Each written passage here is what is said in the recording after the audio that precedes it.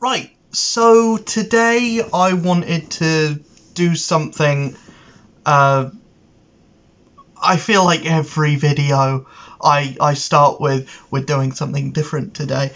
But yeah, it's been a while since I actually took a look at what's going on in the pages of Marvel Comics at the moment.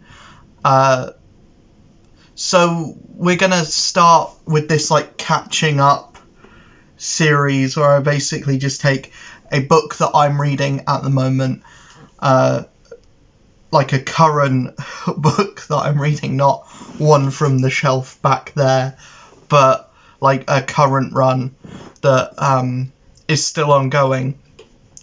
That I've been for the point of this video, it is one that I've been really enjoying. But when we get to Spider-Man, which will be tomorrow, not so much. But Black Panther by John Ridley, art by German Peralta and Alex Ross on covers. I feel like Alex Ross, whenever he does covers, it's usually like an event. It's usually like he's been doing covers for like nearly like every book at some point. He was doing covers for Captain America for the Ta-Nehisi Coates run, which I enjoyed most of. I feel like it went a bit off the rails near the end, but it started well, and it went it was fine up until the last couple issues, and then it just kind of went a bit off the rails. I'm gonna lower my camera a little bit. He's been doing the covers over on Iron Man until that finished. We'll have a video on Iron Man coming out soon. I feel like his covers are hit or miss. They always look good, but I feel like with an Alex Ross cover, because of what it is, because it's like painted, and because they are always visually stunning, I feel like it's more the content of the cover than the cover itself than like how it's drawn, because it's always drawn well, but I feel like every Alex Ross cover should feel like a poster. It shouldn't be like how covers for every other book are, where it reflects or tries to reflect what is going on in the book itself. An issue 1 is always a poster, but every other subsequent issue after that reflects somewhat what is going on in the book. Like the book will be about Black Panther fighting Claw, for example, and then the cover will be Black Panther fighting Claw. I think with Alex Ross, I think every cover should be a just cool drawing of Black Panther, because that's what he does well. It should be a cool drawing of the character that is in that book. I mean, maybe you can do a cool drawing of the villain in that book on their own, but when it gets to like Alex Ross portraying action, it doesn't feel right. It doesn't feel as good as when a more like traditional comic book artist would do it, which I feel is why he sticks to covers more so than doing actually the art inside a book.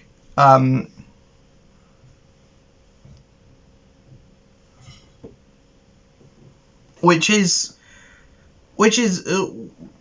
a good thing, because I like the art that is in Black Panther at the moment.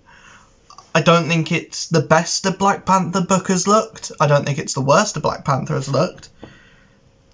book has looked. But also, it's only recently that I've started reading Black Panther with any real kind of with any real kind of urgency.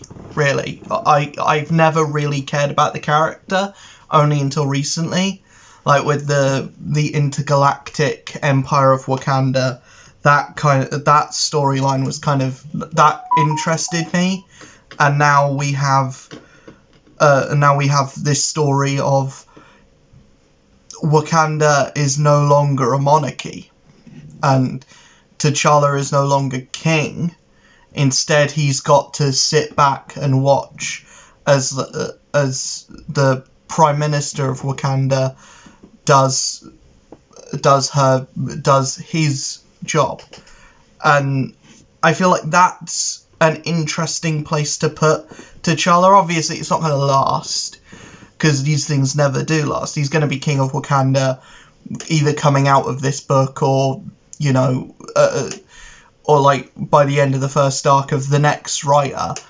But I find it really interesting to see this version of T'Challa that doesn't have any like kingly duties to do. So he is pretty much just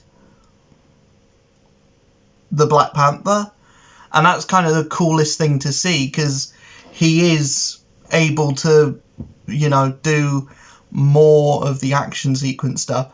The thing that I don't like about the book is that the Avengers are so tied to the book. It doesn't feel like a Black Panther book. It feels more like an Avengers book, where like the story just happens to revolve around Black Panther. Like, we had the Avengers appear in the first arc for not much of it, but for like an issue, they were like, yeah, they're here. Black Panther's the leader of the Avengers, and he's got to kind of weigh that up with being in Wakanda and doing not a lot in Wakanda. The first arc was the most interesting, though. I feel like the book has kind of teetered off since then. We had like the whole thing of T'Challa, when he was king, set up sleeper agents throughout the world, and these sleeper agents were presumed dead in Wakanda, and for all intents and purposes were dead, but then there's this secret group that has found out about these sleeper agents and is killing them off. And T'Challa has to find out who that person is, and ends up with a massive civil war in Wakanda. And T'Challa has to basically apologize to everyone about, you know, setting up like sleeper agents to assassinate high political figures if there were to be some kind of like international incident, or anyone tried to threaten war against Wakanda or anything. It's an interesting thing, because that is something that is very real world. There is precedent for that to happen, and it's this very like almost Illuminati-esque thing of there being people in place to swayed important people to go down a certain situation or go down a certain direction. And I feel like that's interesting. It's interesting to see a version of T'Challa that isn't perfect. I feel like every other time I've read a Black Panther book, T'Challa's always been he's a king, but he's with the people, and he's, you know, he's like what everyone is, the ideal ruler. He's like just a nice guy. And I've never seen a version of Black Panther. Maybe there is a book, but I've never seen a morally ambiguous, like, political espionage kind of book with Black Panther in it. I've never read anything like that as a Black Panther comic, and I feel like it is the most interesting thing to do, especially now that he isn't king. He can kind of deal with the consequences of things that he did when he was king. We go in, when that arc ends, we go into this thing with the colonizer, and that basically is just an Avengers story with Black Panther taking a forefront. And I feel like that is probably what the Avengers book is, with Jason Aaron, because he is the leader of the Avengers at the moment. But I just didn't find that interesting. There is a character called the Buffalo Soldier who does become a fixture of the book going forward, and he started off as a villain, and now he's teamed up with Black Panther. And then we go into the final arc where it's getting better, and by the end of issue 13, I think 13 is the one that is the most recent one that I've read. Issue 14 is out.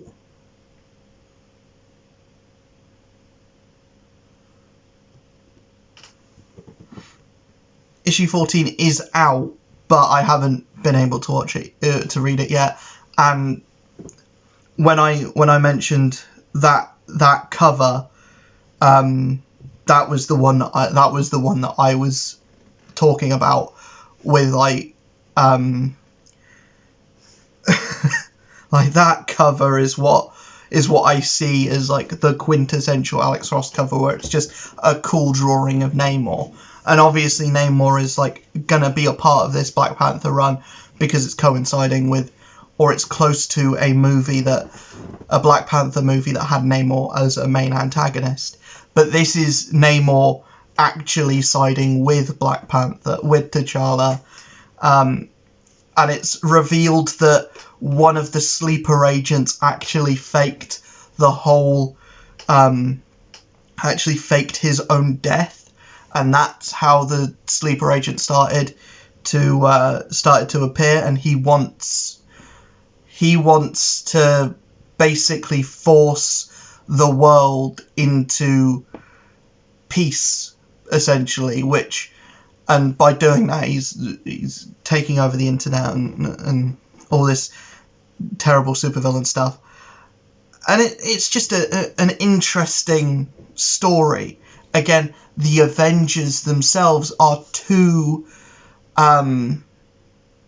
prevalent in the book, but we do get some cool action sequences of seeing these Wakanda-based superheroes and a new hero who's just called the Wakandan, and we get to see them fight against the Avengers, and we get to see a cool fight between Captain America and Black Panther, and then Namor shows up, and that's where I left off with the book. And I'm excited to see what the next issue is, because obviously, given the history of these two characters, Namor and Black Panther aren't going to have a good time together. Even if Namor is like lending a hand, I don't think it's going to go too well. But there are only 2 issues left. I don't know how much more in depth this book can get. I just hope it ends well. I've been enjoying what has been there. I like this characterization of Black Panther. Again, it feels more like a Avengers book than a Black Panther book. It just feels like that first arc, like the first 9 issues, were very good. Like it was, well, the first 8 issues, and then issue 9 and 10 were just fluff, and then it's gone back into an interesting story. I think the art is fine. It is what it is. It's just kind of there. It serves the story, and when it is in an action sequence, it does look cool. But the book isn't really about the fights. It's about the dialogue around, and when T'Challa is having a shouting match with the book's main villain, it is really cool. and I'm trying my best to skirt around spoilers of who that main villain is, because it is something that's very tied to the book itself. It's something that's introduced in this run. I think that's really cool, because Black Panther doesn't have villains, really. He's got Claw, he's got Killmonger, he's got Man-Ape sometimes. You know, since the movie came out, Man-Ape isn't really a villain anymore. We haven't really seen Man-Ape in the iconic Man-Ape costume. He's just been like M'Baku, ground soldier, grunt. He only had like a minor role in the intergalactic Empire of Wakanda, which is still being referenced, not necessarily being shown, but being referenced, and I think that's interesting. What else is interesting is that I remember the Doctor Strange book that was coinciding with Avengers, because Doctor Strange was in the first arc of Avengers, but that was also going alongside him being in space. And back then, T'Challa was in space as well, but T'Challa was also leading the Avengers. So they never really explained why T'Challa was in two places at once. But they did explain in the Doctor Strange book it was someone that was taking the form of Doctor Strange, being a part of the Avengers. Would have been cool to see if there was if the Black Panther on Earth was actually Killmonger, or if the Black Panther that was in the intergalactic Empire of Wakanda was actually Killmonger. But yeah, as for this book itself, it's great. It's good to great. I feel like it started off really well. It started off really good, and it's getting there. Hopefully it ends at the same quality that it started off at. But there were like 2 issues in the middle that just kind of didn't do anything for me. But the characters that were in those 2 issues have gone on to now being somewhat important, or at least they're being involved in the climax of this story. And I like that all 15 issues, it actually reads like a to B story for all 15 issues, and it's not like we've got an arc here that's clearly divided into an arc here. The arcs are there, but they're all there is this kind of that connects to that, which connects to that, which connects to that. There is like this zigzagging of everything is connected in this Black Panther book. And it's even referencing the run that went before. And it's just cool. Black Panther is always a character that is cool.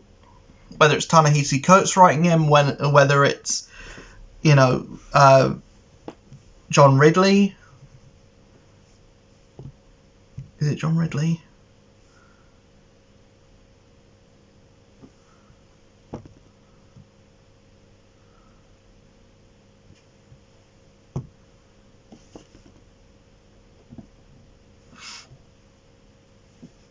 I'm going to go with John Ridley. Whether it's John Ridley writing him, it doesn't matter who is writing the book. The book is like just cool in a way that only Black Panther can be cool. And I like that it's going morally grey. I like that we are getting more of a darker look at Black Panther. I like that we're getting like the political espionage and everything. It just is a cool book.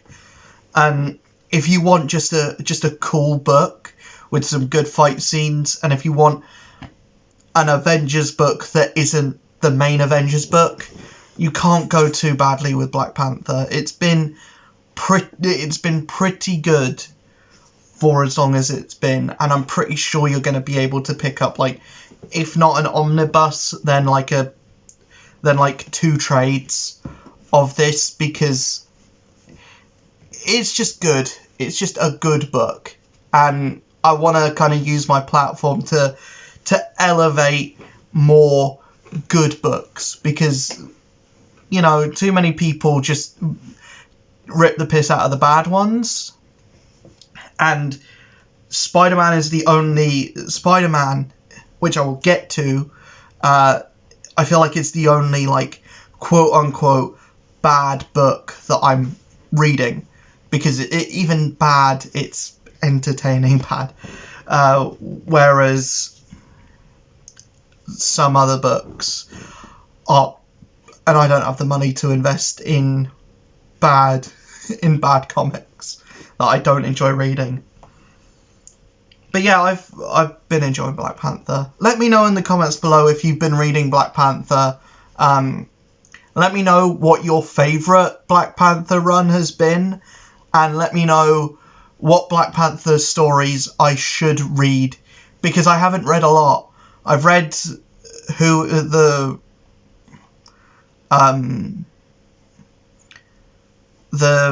Reginald Hudlin, Who is the Black Panther? I've read that one, the one that's drawn by